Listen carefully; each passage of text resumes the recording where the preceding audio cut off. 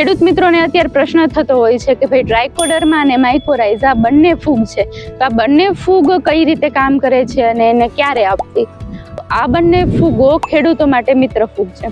હવે માઇકોરાઇઝા કઈ રીતે કામ કરે છે? તો માઇકોરાઇઝા ફૂગ છે એ આપણા જમીનમાં મૂળમાં વસવાટ કરે છે. મૂળમાં વસી અને તે મૂળનો વિકાસ કરે છે અને સાથે સાથે દૂર પડેલા પોષક તત્વ અને પાણીને શોષણ કરવામાં મદદ કરે છે, કારણ કે મૂળની લંબાઈ વધારે જેના કારણે આપણા પાકનો પૂરો વિકાસ થાય છે, પોષક તત્વો પૂરા મળી રહે છે, પાણી પૂરું મળી રહે છે.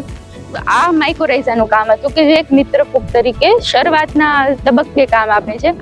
અને હવે જ્યારે ટ્રાયકોડર્માની વાત કરું ને, તો ટ્રાયકોડર્મા પણ એ મિત્ર ફૂગ છે, પણ એક સૈનિક ફૂગ કહી શકીએ આપણને, કારણ કે ટ્રાયકોડર્મા એ ફાયદાકારક ફૂગમાં જે આપણે જમીનજન્ય રોગો છે, જે કે સુકારો છે, મૂળનો સડો છે, ધરુવાળિયાના રોગો છે, તો આ બધા રોગો સામે રક્ષણ આપવાનું મદદ કરે છે.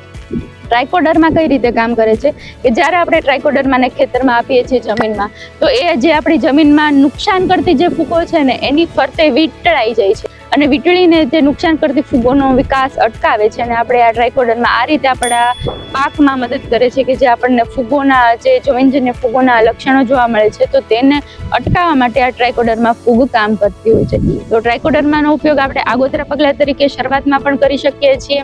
અને જ્યારે તમને સફેદ ફૂગ અથવા તો જે મૂળનો સડો, સુકારો જેવા પ્રશ્નો જોવા મળે, તો ત્યારે પણ તમે ટ્રાયકોડર્માનો ઉપયોગ કરી શકો છો. તો આમ બંને મિત્ર ફૂગની આપણે માહિતી લીધી અને બંને મિત્ર ફૂગ ખેડૂતો માટે ફાયદાકારક છે. જે ખેડૂત મિત્રોને માઇકોરાઇઝાનો ઉપયોગ કરવો હોય કે ટ્રાયકોડર્માનો ઉપયોગ કરવો હોય, તો અત્યારે સમય છે, તો ખાસ ખેડૂત મિત્રો યાદથી કરી લેવો. અને આ જૈવિક વસ્તુઓ છે, તો જૈવિક વસ્તુઓનો ઉપયોગ કરવો ખૂબ જરૂરી છે.